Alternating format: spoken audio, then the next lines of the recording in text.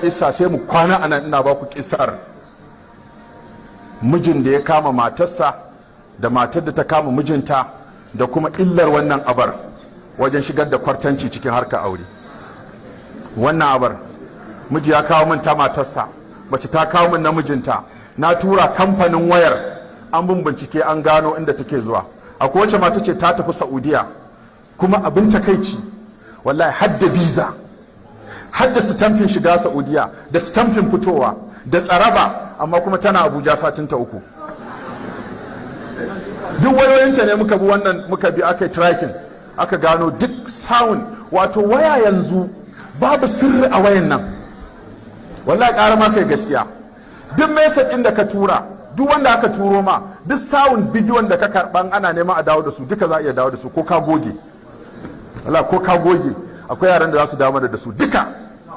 Da haka da uwata ta ce an mata sharri, sai na kira SS na ce su taimaka mana da Allah a yi mana tracking nambobin nan.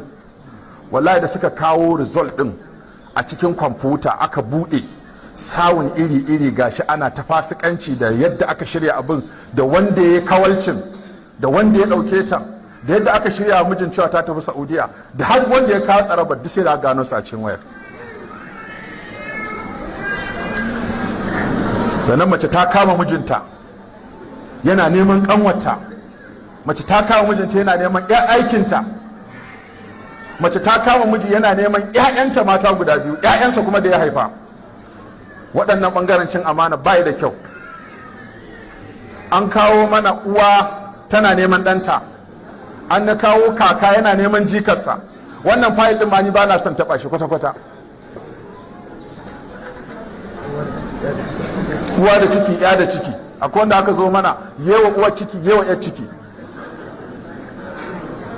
So wannan bangaren kamar maguzawa muka koma a wannan bangaren yanzu. Cin amana aure tsakanin maza da mata sai wanda Allah ya kiyaye, wanda Allah ya tsare, kuma Allah ya tsare.